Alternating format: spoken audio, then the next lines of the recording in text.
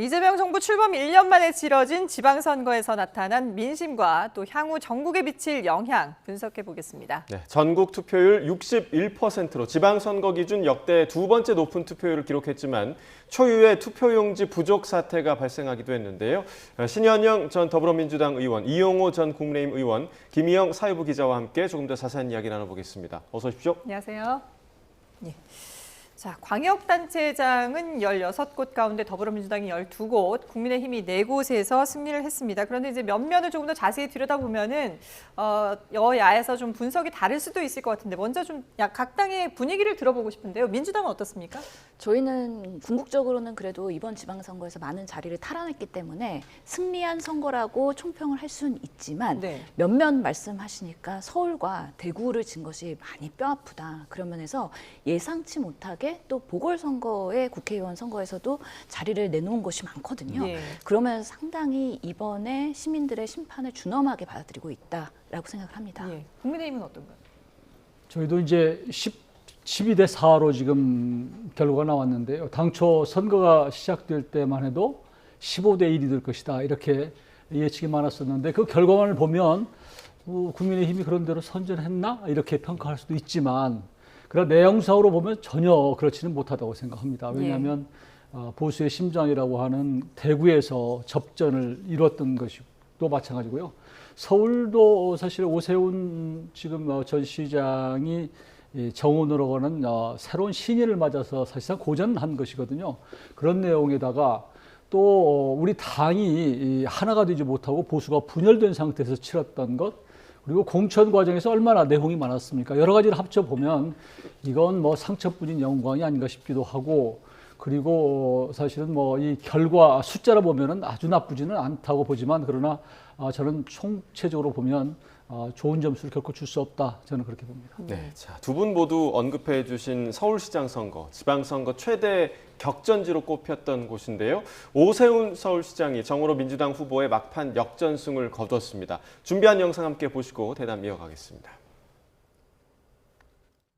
평범하고 성실한 시민들의 승리라고 생각합니다. 민주주의의 가장 기본이자 신성한 권리인 시민들의 참정권이 침해받는 사태에 대해 후보자로서 깊은 유감을 표합니다. 무엇이 문제였는지 철저히 규명하고 그에 상응하는 엄중한 책임과 근본적인 개선책이 반드시 뒤따라야 할 것입니다. 시민 여러분의 선택을 무겁고 겸허히 받들겠습니다. 제가 부족했습니다. 모든 것이 제 탓입니다. 더 가까이 다가가지 못했고 더 깊이 듣지 못했습니다. 더 넓게 마음을 얻지 못했습니다. 함께 경쟁해 주신 후보님들께도 감사드립니다. 당선되신 오세훈 후보께 축하의 말씀을 전합니다. 자, 일단 출구조사 결과에서는 정원호 후보가 승리할 것으로 예측이 됐었고 뭐 접전이나 경합이 예상된 것도 아니었습니다. 그렇기 때문에 아마 정원호 후보 캠프에서는 시간이 지날수록 적잖이 좀 당황했을 것 같은데요. 예, 아직도 그 결과가 사실인지 정말 꿈인지 생신지 모를 정도로 허탈한 마음이 있는데요. 실제로 그동안의 그 캠페인 과정에서도 저희가 지는 결과가 한 번도 없었습니다. 그렇기 때문에 승리할 것이다. 그렇기 때문에 이재명 정부의 성공을 위해서는 이번에 정원호 후보가 돼야 된다. 그리고 오세훈 후보의 10년을 심판하자. 라는 것이 캠페인 과정에서도 강남 4구를 포함해서 지지를 많이 얻었다고 생각을 합니다. 그럼에도 불구하고 이렇게 막판에 뒤집어진 이유가 무엇일까? 스스로 성찰을 해본다고 하면 결국에는 선거는 인물, 구도, 바람이라고 하잖아요. 그런 인물은 신인이었기 때문에 아무래도 오세훈 후보보다는 뭔가 새롭기 때문에 알려지지 않은 부분도 있고 같은 정부 여당의 후보라 하더라도 정원호 후보가 조금 더 적극적으로 본인의 소신도 이야기하고 이재명 대통령한테도 직언직설을 할 수 있는 그런 좀 과감성을 보여줬으면 또 시민들이 같은 당이지만 그래도 서울시를 잘 끌고 갈 수 있겠구나에 대한 희망이 더 커지지 않았을까에 대한 뼈아픔도 있고요. 또 이번에 선거를 보면은 거의 5만 4천 표 정도의 차이가 있는데 실제로 진보당이나 아니면 여성의 당, 진보당 아니고 정의당이죠. 그런 후보들의 표를 가져올 수 있도록 우리가 진보 진영에서 조금 더 여성, 그리고 저소득층, 그리고 취약계층, 소수자 이런 부분에 있어서의 배려를 더 하면서 확장세를 가져갔어야 되는데 그동안의 착착 개발 등 우리가 부동산에 워낙에 중도 확장성을 치중하다 보니까 예. 우리 내부에서의 그런 마음을 일부 얻지 못한 부분이 있지 않을까에 대한 평가도 해봐야 된다고 생각합니다. 궁극적으로는요, 한강벨트 구청장 다 마포를 빼고서는 이렇습니다. 그런 면에서 이번에도 부동산의 벽을 넘는 데는 한계가 있었구나. 바람으로 봤을 때는 막판에 그래도 시민 안전 재난의 이슈가 있었기 때문에 예. 그래도 폭염, 폭설, 폭우의 안전을 잘 지키는 성동구청장의 이미지가 그래도 소구력이 있을 거라고 생각했는데 그거조차도 이런 결과가 나왔기 때문에 좀 참담한 심정이다라고 말씀을 드리겠습니다. 앞서 이 의원님은 이제 신승이어서 좀 아쉽다라고 말씀을 해주셨는데 그래도 어쨌든 이번에 서울 시민들의 선택을 받으면서 서울시장 선거로는 사상 처음으로 5선이 된 거 아니겠습니까? 그렇죠. 이것만으로도 상당히 또 의미가 있을 것 같은데요. 하여튼 한 표를 이겨도 이긴 것이니까요. 예. 오세훈 아마 후보 지옥 갔다 왔다 이렇게 예. 그런 느낌일 거예요. 그런데 이게 이제 처음에는 그래도 정원호 후보를 이재명 대통령이 픽한 후보지 않습니까? 그러다 보니까 표차가 상당히 많이 나는 것처럼 보이는데 그게 결국 착시 현상이 아니었나 이런 생각도 들어요. 조금 전에 우리 신 의원께서 분석을 해주셨지만 처음에 이 상당히 앞서가는 것에 너무 안주를 했던 것 같고 적어도 대한민국의 수도 서울시장으로서의 역할을 하려면 본인의 소신과 또 철학 또 정책적인 것이 분명해야 되는데 이재명 대통령 뒤에 숨었던 것, 또 당 뒤에 숨어서 있었던 것, 그리고 이제 토론회를 깊이 한 거 이런 것들이 여러 가지가 중첩됐다고 생각이 되고요. 그다음에 전체적으로 보면 공소취소 특검이라고 하는 것을 사실은 추진하다가 나중에 이제 논란이 되니까 그만뒀는데 이것도 큰 어떤 분수령이 됐다고 생각하고 서울은 아무래도 집값 문제가 굉장히 크게 작용합니다. 그런데 이재명 대통령이 SNS 통해서 일가구 주택자들한테도 장특공 이거 뭐 건드리겠다 이렇게 하니까 상당히 분노한 이런 측면이 있고요. 또 한 가지는 탱크데이라고 하는 게 있잖아요. 그 부분 가지고 물론 이제 어떤 기업이 마케팅 차원에서 정말로 해서는 안 될 그렇게 오해받을 만한 무슨 그런 짓을 했지만 그러나 거기를 대응하고 또 몰아가는 게 현 정부로서는 너무 심했다라고 하는 후폭풍이 좀 있었던 것 같아요. 5.18이라고 하는 아주 민감한 주제가 호남에서는 어떤 결집을 시킬지 모르지만 젊은 층들 많이 스타벅스 가고 하잖아요. 그리고 지금은 젊은 2030은 매우 실용적인 세대이기 때문에 본인들의 어떤 자유가 침해되거나 선택의 어떤 그 폭에 대해서 간섭하는 것처럼 보이면 그건 안 된다고 생각해요. 그래서 그런 것들이 결국 역풍을 좀 불러일으킨 것이 아닌가 저는 그렇게 봅니다. 네, 아마도 이제 각자의 승패의 원인 분석이 활발하게 좀 이루어지지 않을까 생각이 드는데 이번 선거에서는 그동안 역대 선거에서 경험해보지 못한 일이 또 발생을 하기도 했습니다. 투표소에서 투표 용지가 부족한 정말 황당한 일이 발생했는데 지금 뭐 일부는 투표를 포기했다고도 하고요. 또 유권자들이 상당히 기다리는 일도 발생했고 지금까지 여파가 이어지고 있는데 김혜영 기자, 왜 이런 어처구니 없는 일이 벌어진 겁니까? 네, 일단 준비된 투표용지 자체가 좀 부족했던 것으로 보입니다. 중앙선관위가 어젯밤 9시 대국민 사과를 했는데 이제 송파구가 사전투표율 등을 고려해서 유권자 수의 절반에 해당하는 용지만 인쇄했다고 설명을 했습니다. 어제 오후 6시 20분 기준 용지가 부족한 투표소가 송파구 12곳과 강남구, 광진구의 한 곳씩 모두 14곳인 것으로 파악됐는데 이 중 송파구 일부 투표소가 대기표를 받은 유권자들에 한해서 본투표 종료 4시간 뒤인 밤 10시까지 투표를 연장을 했습니다. 예. YTN에도 어제 오후 4시를 넘어서부터 투표용지가 동나서 투표를 못하고 있다는 제보가 잇따랐는데요. 가락 이동 유권자는 YTN에 용지가 올 테니 기다려달란 말에 30분 넘게 기다렸지만 막상 추가 공급된 용지는 50장 정도에 불과해서 투표를 마치고 나오자 다시 동났다면서 황당함을 전하기도 했습니다. 또 잠실 이동 유권자는 사태를 예견했음에도 별다른 대응이 없었다는 이야기를 들었다며 기다리다 집에 가고 있다고 불만을 좀 터뜨렸고요. 잠실 사동 유권자는 가족이 오후 3시부터 2시간 넘게 기다렸는데도 투표를 못했다고 설명했습니다. 예. 어제 이 사태가 벌어지고 나서 선관위에서 바로 이제 뭐 입장 표명을 했는데 그때 나왔던 그 얘기도 사실은 좀 의혹이 남게끔 명확하지 않은 그런 부분들이 있었습니다. 기존 투표율을 고려해서 유권자의 50% 정도 투표용지를 인쇄를 했다라고 얘기를 했는데 과연 이 50%라는 기준은 어떤 근거로 세운 것이며 뭐 이런 것들이 명확하지가 않아서 많은 분들이 이제 아직까지도 의문을 가지고 있거든요. 이번 사태 어떻게 보셨어요, 신 의원님? 있을 수가 없는 일이죠. 대한민국에서 이런 일이 발생한다는 건 매우 부끄럽고요. 특히 선거를 독려해왔던 선관위가 예. 투표용지가 없어서 지금 투표자를 돌려보낸다? 이건 참정권의 중대한 위반이기 때문에 이런 부분에 있어서 정말 안타깝게도 우리가 부정선거를 척결해야 되는 그런 지금의 시점에서 오히려 부정선거에 날개를 달아주는 그런 상황을 자초한 것이다라는 거에 비판을 금할 수가 없고요. 실제로 보면은 정말 50%만 준비했다?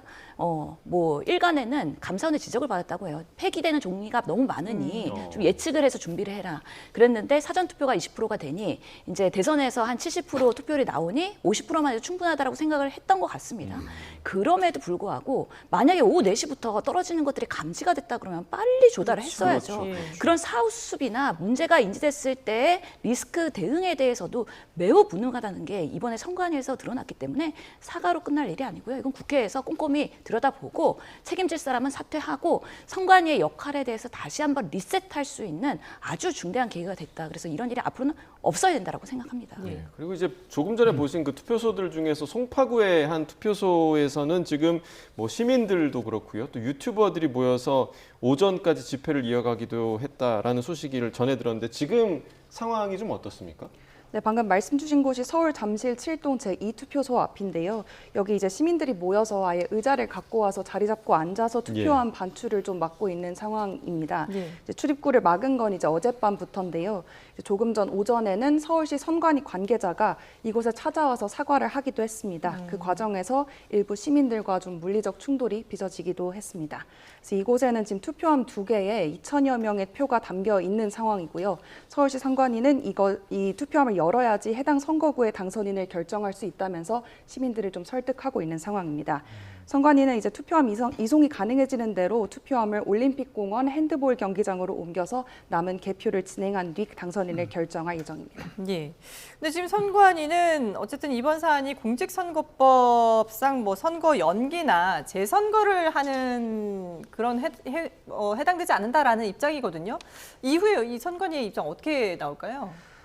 일단 방금 말씀 주신 대로 오늘 사과 입장문에서 선관위가 일부 투표소의 그 투표 용지 부족으로 벌어진 이번 사안이 공직선거법상 뭐 선거 연기나 재선거 서해에 해당하지 않는다고 네네. 말을 했고요. 이에 따라서 개표를 중단할 수도 없고 투표함은 개표소로 이송돼야 한다고 밝혔습니다. 그러면서 개표를 마치면 즉시 진상을 규명하고 재발 방지 대책을 마련하기 위해 노력하겠다고 했는데요. 조금 전에 또다시 낸 입장에서 일단 문제가 발생한 투표소의 투표록 등을 분석을 하고 현장 관계자로부터 당시 상황을 확인하겠다고 밝혔습니다. 또 외부 전문가를 위주로 구성한 진상규명위원회를 설치해서 운영할 계획입니다. 네. 자, 여야 모두 사실 황당할 수밖에 없는 사태가 벌어진 건데, 자, 밤 사이에는요, 국민의힘에서는 재선거를 외쳤습니다. 선관위에 직접 달려가기도 했고, 뭐 선거 무효 소송을 장동혁 대표가 거론하기도 했는데, 지금 상황이 조금 묘해졌어요. 왜냐하면 아침에 이제 역전이 되면서 과연 그럼 지금 국민의힘의 입장은 어떤 입장인가? 그게 궁금하거든요. 저는 이게 선거를 하는데 투표용지가 부족하다고 하는 것은 여야의 문제가 아니라고 생각해요. 선관위가 있는 이유는 민주주의의 가장 기본이 되는 투표, 선거를 위해서 존재하는 기관이고 그것의 핵심은 투표 아닙니까? 네. 투표는 종이로 하는 것이고 이때 이것이 부족했다? 밥집에서 밥이 떨어질 수 있어요. 갑자기 손님이 몰려서. 그렇지만 투표는 100% 준비하면 넘을 수가 없는 거잖아요. 그리고 이것도 본투표에서는 투표용지가 이게 인쇄가 되어 있기 때문에 갑자기 급하다고 해서 옆집에서 빌려올 수가 없어요. 이게 문제가 있고 밥은 뭐 한 10분이면 요즘에 빨리 질 수가 있는데 안 된단 말이에요. 그러니까 그것도 그렇고 기본적으로 조금 전에 보도를 했지만 4시부터 YTN에 제보가 됐다는 거 아니에요. 그러면 4시부터 문제가 있었다고 생각하면 빨리 대응을 해야 될 거 아닙니까? 그런 데 대한 대응이 이 선관위가 문제가 있어요. 기본적으로.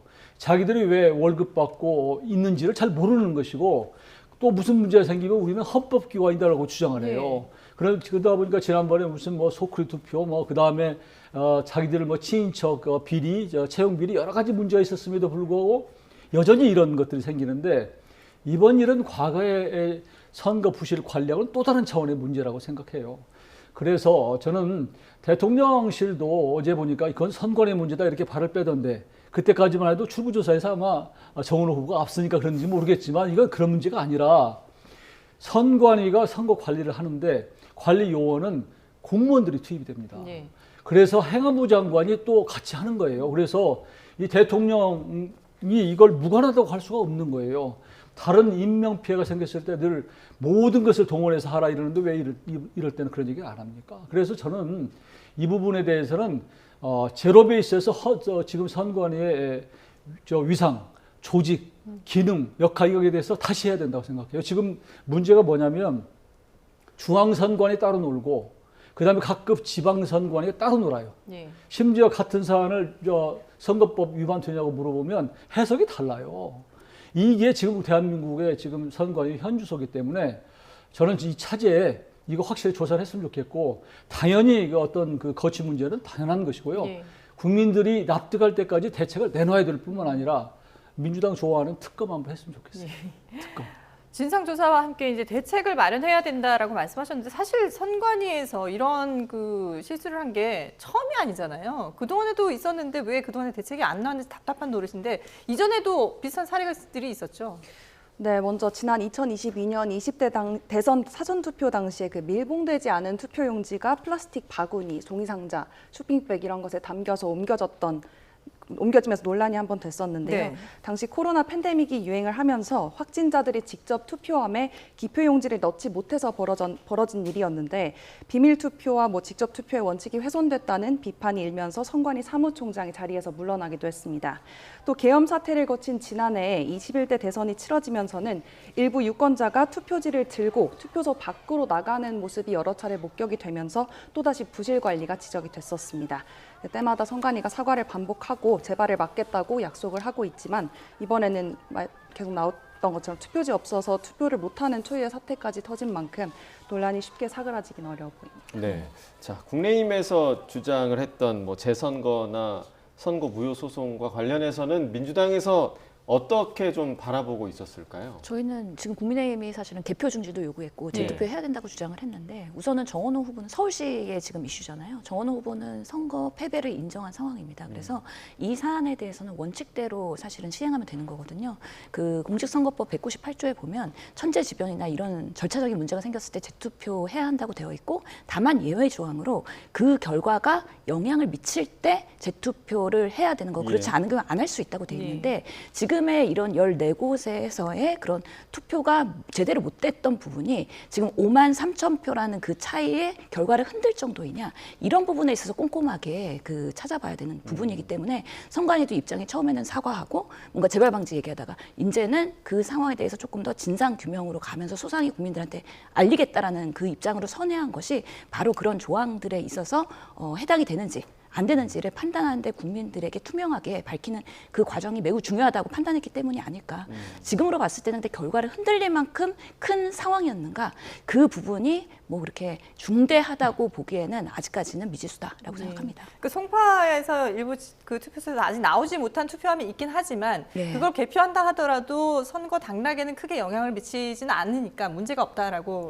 문제가 없다라고 저희가 단언할 수는 없는데요. 선관위가 얼마나 지금 상황에서 몇 개 표의 이상을 가져왔는지에 대한 그 구체적인 근거를 먼저 가져와야지 국회에서도 판단할 수 있을 것 같습니다. 그렇기 때문에 국회에서 관련 상임위가 빠르게 소집이 되고 그런 보고를 받고 그런 과정들이 꼭 선행돼야 된다고 생각을 합니다. 알겠습니다.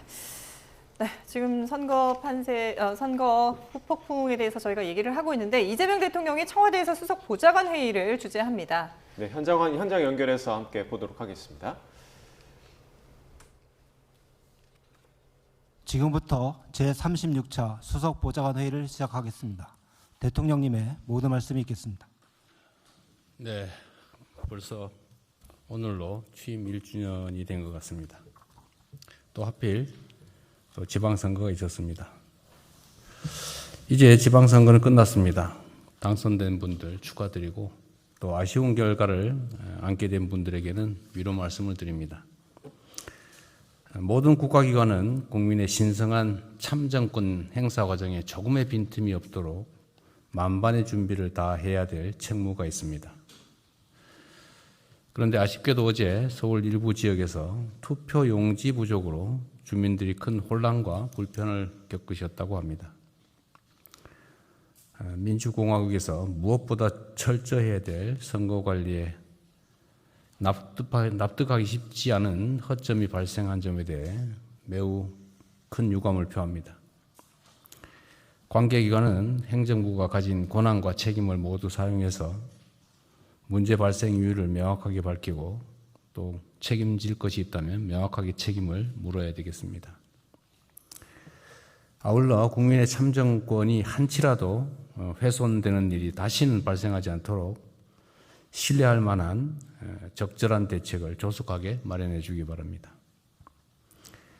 선거 과정에서의 경쟁이 어떠했든 여야는 모두 주권자를 대리해서 국민의 삶을 지키고 국가의 더 나은 내일을 개척해야 될 동반자들입니다. 이제 선거가 끝난 만큼 우리 정치권도 주권자가 명령한 실질적인 민생 개선과 지역 균형 발전 그리고 국민 통합에 함께 힘을 모아주시기 부탁드립니다. 정부도 지방선거에 담긴 우리 국민들의 뜻을 겸허하게 받들어 소속 정당 여부와 관계없이 새로 선출된 지방정부와 적극적으로 협력하겠습니다. 모든 국민의 마음을 모아 국민 삶의 진전과 대한민국의 발전에 온 힘을 쏟겠습니다. 오늘부터 국민주권정부의 2년차 임기가 시작됐습니다. 모든 공직자들은 신발끈을 다시 한번 단단히 묶고 국정 속도 배가에 총력을 기울여 주기 바랍니다.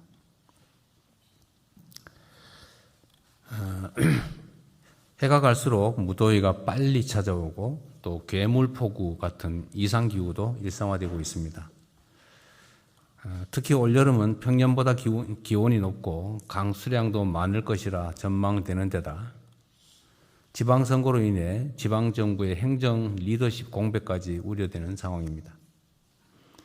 여름의 초입인 지금부터 여름철 재난과 안전사고 대책들을 선제적으로 철저하게 점검해야 되겠습니다.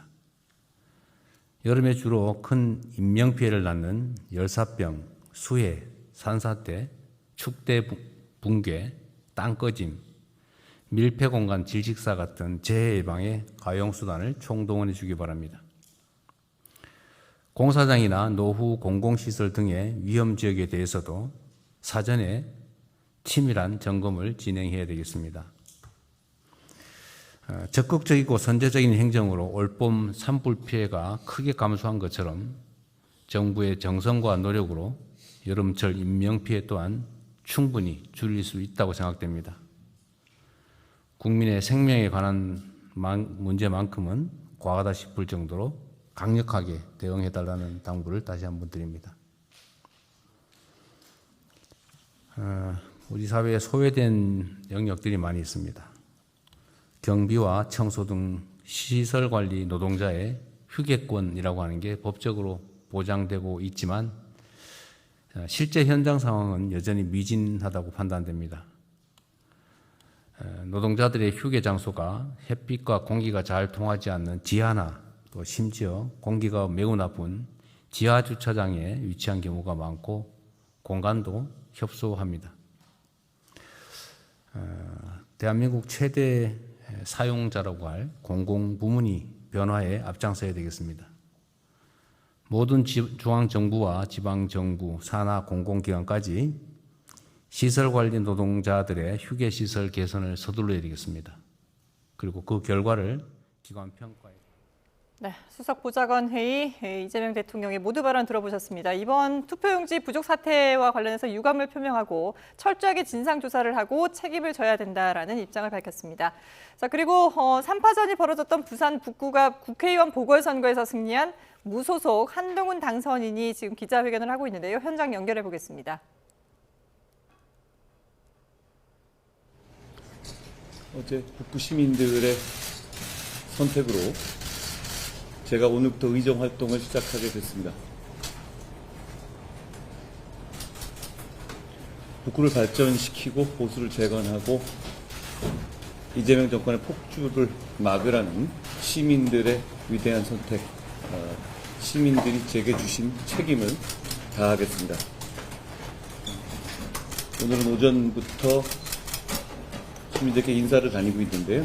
당분간은 시민들께 그동안 제가 드렸던 약속을 지키겠다는 말씀을 다시 드리면서 인사드릴 계획입니다.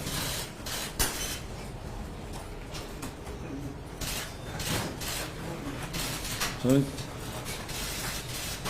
선거 운동 기간 중에 시민들과 많은 대화를 했고 많은 약속을 드렸습니다. 그 약속을 하나하나 구체적으로 지켜나가겠다라는 말씀을 드립니다. 그리고 그동안 시민들께서 저한테 보여주셨던 행동들, 말들, 그걸 통해서 제가 스스로 많이 배웠다는 생각을 하게 됩니다. 큰 정치를 하겠다라는 마음으로 부산에 왔고 그 마음을 이어가겠다라는 말씀을 드립니다. 그리고 최선을 다해서 선전하셨던 민주당의 하정우 후보 그리고 국민의힘의 박민식 후보께도 존경과 위로의 말씀을 드립니다. 박민식 후보와 하정우 후보를 열렬히 지지하셨던 운동원들 그리고 자원봉사자들 그리고 지지하셨던 시민들의 마음도 제가 앞으로 북구갑을 대표하는 국회의원으로서 함께 안고 존중하고 가겠다는 말씀을 드립니다. 오늘은 주로 질의응답으로 진행하겠습니다.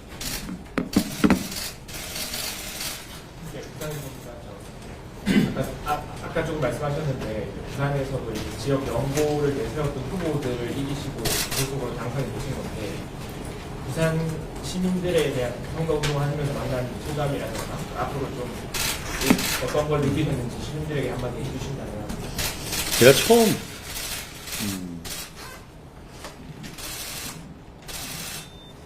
국포시장에서 를 방문했던 게 4월 4일이었어요. 딱 2달 전이었습니다. 그런 다음에 그 열흘 지난 다음부터 북구 만덕에 살기 시작했죠. 처음에 제가 내려왔을 때 북구 시민들은 신기하다 라는 반응이셨고 그리고 진짜로 정말로 여기서 정치를 할 거냐 네가 될 수 있겠냐 이런 생각이셨던 것 같고요. 조금 지나면서는 정말로 안 떠날 거냐 라는 생각이 있으셨던 것 같습니다. 그런데 그 다음부터는 이걸 해달라 이게 북구의 문제고 이걸 지금까지 해결하지 못했다 정치가 너라면 할 수 있을 것 같다는 기대로 바뀌어갔던 것을 제가 느낍니다. 그 과정에서 우리 덕천 만덕 구포의 시민들께서 저를 받아주고 계시다라는 것을 제가 피부로 느꼈습니다. 대단히 감사하게 한 마음이었고요. 결국 정치란 네, 부산 북구갑의 국회의원에 당선된 한동훈 당선인의 기자회견 내용 들어보셨습니다. 선거 기간 많은 시민들과 만나서 대화를 했고 또 약속을 했는데 그 약속을 앞으로 하나하나 지켜나가겠다라고 다짐을 했습니다. 네, 그리고 다른 후보의 지지자들도 또 마음으로 안고 존중하고 갈 것이다 이런 뜻을 밝히기도 했는데요. 사실 뭐 한동훈 당선인 같은 경우는 새벽 2시 정도에 역전극이 펼쳐지기 시작을 했습니다. 근데 이후의 상황들, 그러니까 이제 원내에 진입했을 경우, 그리고 이후 복당 문제도 있을 것 같고요. 장동혁 대표와의 이 관계 설정은 국회 내에서 어떻게 될 것인가? 이 부분에 대해서 좀 어떻게 좀 전망하십니까? 저도 궁금해요, 사실. 우선은 이번 선거가 12대 4로 됐지만 국민의힘은 스스로 성찰하고 반성하고 그리고 당의 어떤 신뢰 회복을 위해서 뼈를 깎는 어떤 노력을 하지 않으면 어렵다고 하는 것을 이번에 절감했을 거예요. 그래서 지금 제기되는 것은 아마 장동혁 대표가 계속 당대표로 있어야 되느냐. 저는 책임론이 분명히 나와야 된다고 보는 것이고요. 결국 정치는 책임입니다. 책임지는 거거든요. 그런 상황에서 우선은 우리 국민의힘의 지도체제, 지도부의 거취 문제가 먼저 정리가 될 필요가 있는 것이고 그런 요구가 분출됐을 때 그러면 비대위로 가거나 아니면 다른 방법으로 갈지 모르겠지만 그게 선행이 되면서 그리고 한동훈 이제 당선자가 그러면 앞으로 복당을 할 수 있을 것인지, 이건 사실은 뭐 정치적인 결단인 것이거든요. 물론 이제 제명됐을 때는 뭐 5년 후까지는 못 들어온다고 하는 것이지만, 정치라고 하는 것은 규정에 나와 있는 것보다는 더 상위 개념이기 때문에 서로 우리 당원들이나 혹은 많은 의원들이 함께 결단을 하고 결정하면 되는 것이에요, 사실은. 그런 차원에서 언제든지 보수가 하나로 돼야 된다고 하는 국민들의 일정 부분의 염원이 있기 때문에 여기에 부응하는 것이 정치라고 생각하고, 장동희 대표가 뭐 조금 전에 그 희망의 불씨를 봤다고 그러는데, 제가 보기에는 본인이 남아있으면서 희망을 살려가겠다는 것인지 이것도 의문이에요, 사실은. 그러니까 그런 부분이 맞물려 있어서 당장 이제 북구에서 자기가 신임을 받아서 당선이 됐으니까 나는 복당할 거야, 이렇게 얘기한다고 해서 해법이 나오는 건 아닌 복잡한 상황이에요. 그러니까 우선은 한동훈 당선인도 이제 바닥에서 처음으로 정치 한번 해본 거예요. 사실 그 이후에는 구름 위에서 왔다 갔다 한 것이지. 그래서 현실 정치인이 됐기 때문에 본인이 여러 가지 바닥에서 느꼈던 것을 겸하게 또 한편으로 이렇게 안고, 지금 왜 본인한테 우리 강성 지지자들이 그런 마음을 갖고 있는지 하는 것을 풀어주는 노력도 필요하고, 포용의 정치를 할 필요가 있다, 이런 생각이 들고요. 그러면서 조금 시간을 갖고 여유를 가지면서 정치라는 게 필요하지, 당장 됐으니까 뭐 친한계 쪽이나 일부 사람들이 당장 우리 복당해 요구해, 이렇게 되면 또 싸움이 될 수밖에 없다. 그래서 당 지도부의 여러 가지 거취 문제, 그리고 또 한동훈 당선인의 여러 가지 그런 포용적인 모양, 모습, 이런 것들과 맞물리면서 자연스럽게 이 국민의힘이 하나로 되는 과정으로, 화학적 결합을 하는 과정으로 됐으면 하는 바람입니다. 예. 어쨌든 보수 진영의 재편이 이루어질 수밖에 없는 그런 지금 상황이 됐습니다. 반면에 하정우 후보로서는 사실 출구조사에서 워낙에 이제 앞서가기도 했고, 그리고 초반에는 또 이제 실제로 개표 결과도 좋았기 때문에, 분위기가 좋았기 때문에 상당히 기대를 하고 있었을 것 같은데, 마지막에 이제 좀 아쉬운 그런 결과표를 들었거든요. 이재명 대통령의 지지도 있고 또 전재수 의원의 지지도 있었는데, 전재수 이제 지금 부산시장이 됐죠. 그 지원이 있었는데도 불구하고 이렇게 아쉬운 결과를 받았던 부분에 대해서는 어떻게 내부에서 평가를 하시나요? 아마 하정우 후보도 정치가 만만한 게 아니구나. 이게 수석일 때랑은 완전 다른 스kup이구나를 절박하게 느낄 거라고 생각을 합니다. 처음에 왔을 때 아무래도 신인이다 보니까 캠페인에서 실수들이 있었잖아요.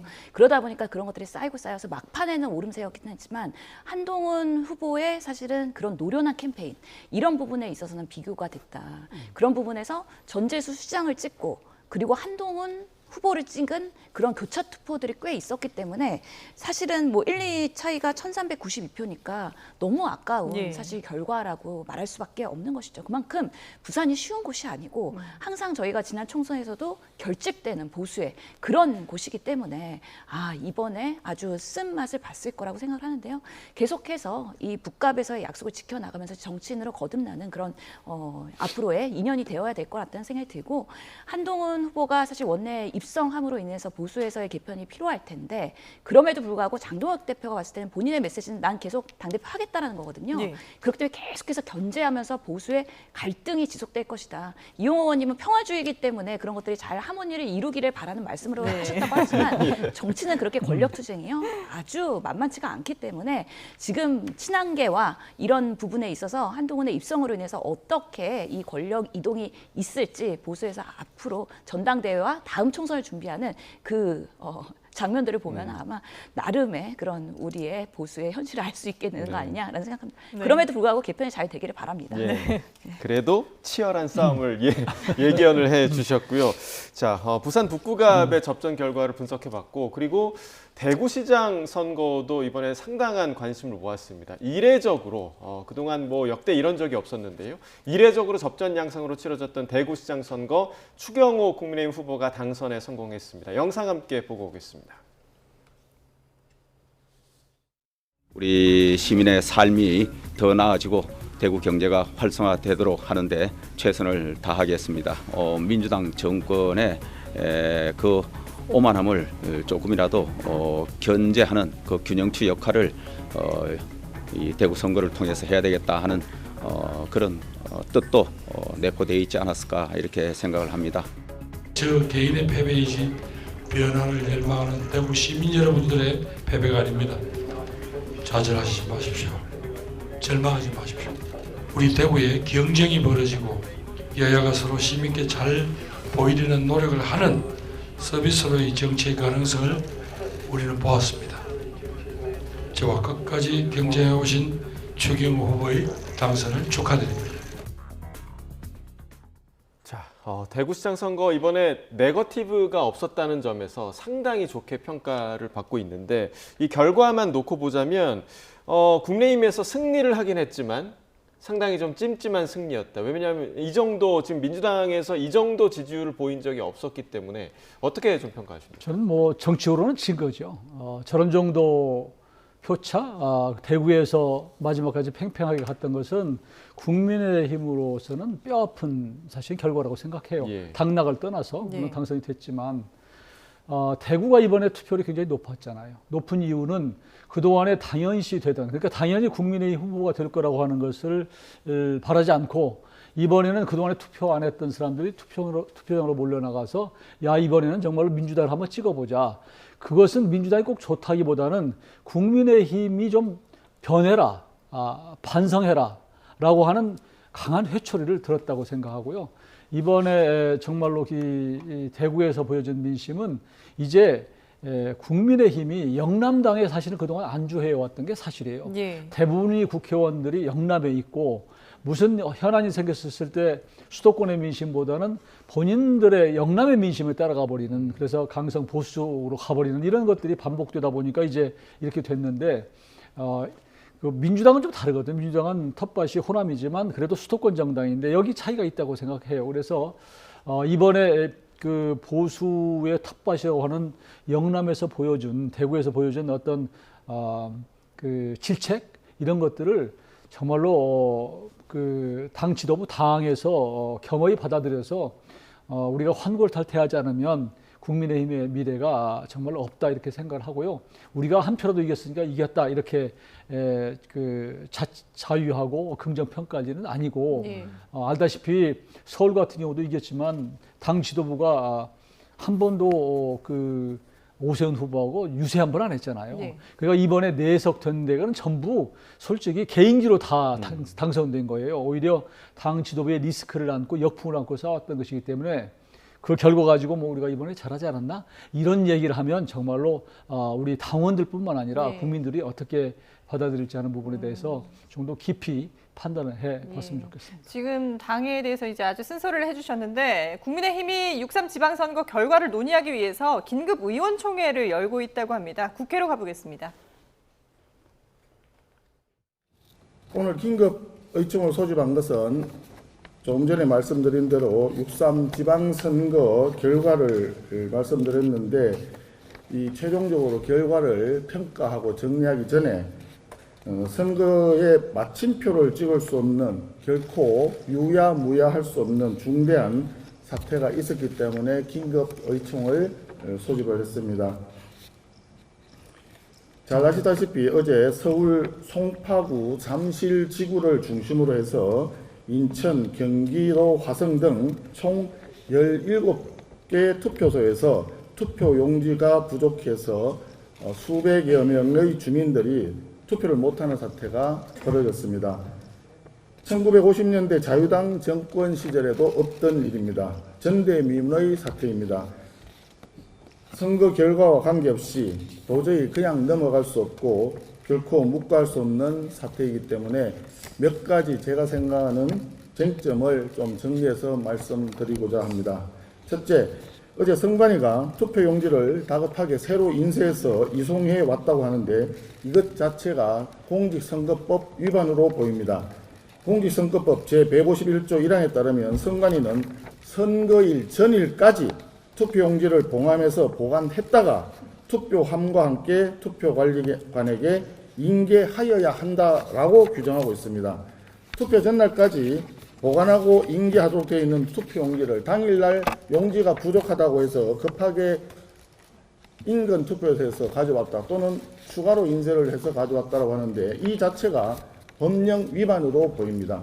그리고 이송 과정에 과연 이게 정상적으로 관리되었는가 있다라고 하는 실질적인 문제도 또한 남아 있습니다.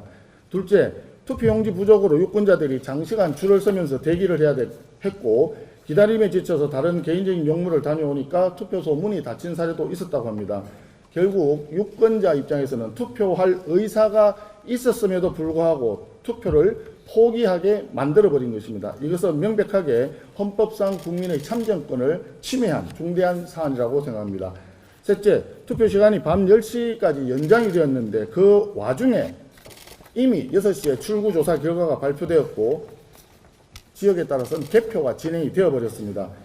밤 10시에 투표한 분들은 출구조사와 초반 개표 결과까지도 확인한 상태에서 투표를 한 것인데 이렇게 한다면 과연 투표일 전 5일 동안 깜깜이 기간, 여론조사 깜깜이 기간을 둔 이유가 무엇인지 이해가 되지 않는 것입니다. 여론조사 깜깜이 기간을 명시한 공직선거법 108조의 정면으로 위반했다고 보입니다. 더 심각한 문제는 투표용지 부족 사태 자체보다도 선관위가 보여준 매우 무책임한 네, 긴급 의원총회를 저희가 연결해서 생방송으로 보여드렸는데요. 지도부 책임론 등이 언급되지 않을까라는 전망도 있었는데 아직은 어제 있었던 투표용지 부족 부분에 대해서만 지금 언급을 하고 있습니다. 관련해서 또 내용이 추가로 들어오면 다시 한번 정리해서 전해드리도록 하겠습니다. 자, 지금 일단 국민의힘도 내홍을 겪을 수밖에 없는 상황이지만 민주당도 사실 지금 전당대회가 8월이면 얼마 남지 않았고요. 그리고 이제 당 내에서 당권을 둘러싼 이번 또 선거로 인한 당권의 어떤 그런 영향도 있을 테고요. 앞으로 민주당은 어떤 식으로 좀 변화가 있을까요? 결국에는 전당대회에서 당대표가 누가 되느냐의 싸움인 것이잖아요. 예. 그러다 보면 현재 정청래 당대표가 이번 선거 평가를 어떻게 받을 것인가가 전당대회를 통해서 평가받는 것인데 전북에 그래도 이원택 후보가 그나마 됐기 때문에 최악의 상황은 면했다. 네. 하지만 이 상황을 그럼 당 지도부가 잘했다고 평가받을 수 있을 것이냐. 그러기에는 서울을 빼앗긴 것이 가장 큰 그 아픔이기도 하고요. 특히 국회 그 보궐선거 국회의원 지역에서 상당히 우리가 14곳 중에서 사실은 원래 13곳이 민주당석이었거든요. 네.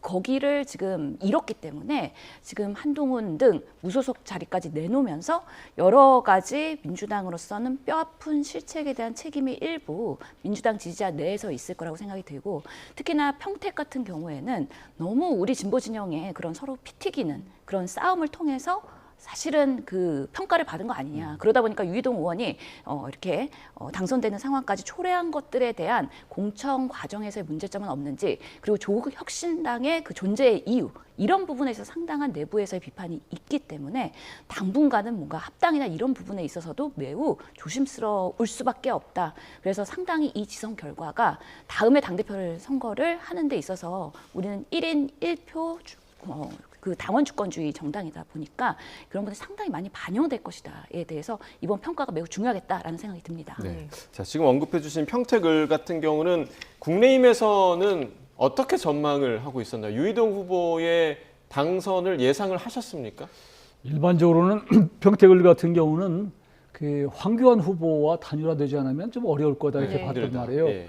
그럼에도 불구하고 막상 투표함을 깨보니까 유희동 후보가 당선이 됐는데 저는 거기에 상당한 샤이 보수가 있었다고 생각해요. 지금 다른 서울도 마찬가지고 출구조사가 조금 빗나간 것은 요즘에 여론조사를 할 때 그동안 보수 정당을 이렇게 그 지지하는 응답자들은 본인의 속마음을 좀 숨기는 현상이 생길 수 있다고 생각합니다. 왜냐하면 워낙 이재명 정부가 거칠게 국정 운영을 하고 민주당에서 워낙 반민주, 비민주 어떤 국민들에 대해서는 내란 세력 이렇게 지금 프레임을 씌우니까 겁나서 본인의 본심을 얘기를 못한 것들이 샤이보수 좀 있었던 것이 아닌가 이런 생각이 들고요. 결국은 황교안 후보와 유희동 후보가 단일화는 안 됐지만 결국은 유권자들은 마지막에 본인의 표가 사표되는 것을 굉장히 아까워하거든요. 그래서 자연스럽게 황교안 후보를 지지했던 자유와 혁신의 그 당원들이 저는 유희동 후보 쪽으로 좀 옮겨갔고 그런 것들이 마지막에 유희동 후보에게 행운을 안겼다 이렇게 보는 것이고 또 유희동 후보가 비교적 중도적인 그런 성향을 가진 사람이고 그러다 보니까 당 지도부가 거기에 손들고 그런 적이 없었던 것을 제가 기억하거든요. 반면에 그 유승민 전 대표 같은 경우 와서 지원했던 예. 이런 네. 것들이 본인은 결국 여기도 유이동 후보 개인 브랜드로 사실 당선된 것이라고 생각해요. 여기 이겼다고 해서 당 지도부가 숟가락 들고 덤비면 안 된다. 저는 그렇게 봅니다. 예. 샤이 보수표가 있었다라고 하면서 이제 그 이유로 이재명 정권의 얘기를 해주셨는데 사실 이번 정부에서 일기 참모진들, 청와대 참모진들이 상당히 예. 많이 이제 선거에 선언을 나섰잖아요. 했죠. 7명 중에 5명이 당선이 됐는데 그러면 이 정도면은 이재명 정부에서는 어느 정도 좀 성공적이라고 평가를 하시나요? 그래도 강원도를 수성했다는 거는 사실 탈환한 거죠. 네. 이런 부분에 있어서는 긍정적인 효과라고 판단할 수 있는데 그래도 뼈아픈 거는 성남시장 그리고 예. 하 GPT라고 불렸던 부산 북갑 이런 부분에서의 사실은 탈환을 못했기 때문에 네. 그런 부분들이 너무 뼈아픈 상황이다. 그러면서 안타까운 부분이 있고요. 결국에는 평택 같은 곳이나 부산 북갑이 상당히 그 선거 과정에서 요란하게 많은 중앙 언론들이 관심 갖고 여론조사도 계속 돌리다 보니까 지역 주민들은 이렇게 평소에 받지 못하는 관심에 대해서 오히려 부작용이 난 게 아니냐. 그래서 전화가 너무 많이 걸려오니까 오히려 받지 않고 정말 조직적으로 정말 강성 지지층들만 받다 보니 이 여론조사가 현 시간에 좀 왜곡된 게 아닌가라는 생각이 들어서 저도 선거 기간에 엄청나게 많은 음성 그 네. 투표 전화가 오는데 하나도 안 받았거든요. 그런 것들이 상당히 생활에서의 업무에 지장을 초래하기 예, 때문에 일반 그런 지지자들은 아마 그런 표심들이 여론조사로 반영되지는 않았을 거다라는 생각이 듭니다. 예, 알겠습니다. 네, 지금까지 신현영 전 더불어민주당 의원 그리고 이용호 전 국민의힘 의원 두 분과 함께 얘기 나눠봤습니다. 잘 들었습니다.